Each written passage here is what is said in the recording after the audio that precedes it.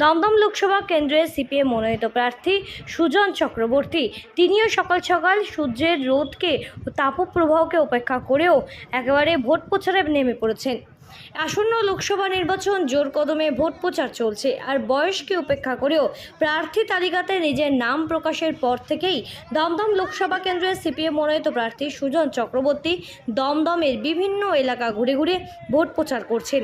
সেরকমই এদিন সকালে কামাহাটি পৌরসভার 24 নম্বর ওয়ার্ডের অন্তর্গত সিদ্ধার্থ শঙ্কর রায় কলোনি এলাকা থেকে এক বর্ণাঢ্য শোভাযাত্রার মাধ্যমে শুরু করেন ভোট প্রচার। প্রার্থী সুজন চক্রবর্তী কয়েকশো কর্মী সমর্থকদের নিয়ে এদিন এই ভোট প্রচারের পদযাত্রায় পা মেলান। এই দিনের এই মিছিলে প্রার্থীকে দেখবার জন্য রাস্তার ধারে বহু মানুষের ভিড় ছিল এবং বলা যেতে পারে বহু তার অনুগামীরাও কিন্তু তাকে মালা পরিয়ে, বহু মানুষেরাও তাকে মালা পরিয়ে সম্মান জানানোর জন্য দাঁড়িয়েছিল দীর্ঘক্ষণ।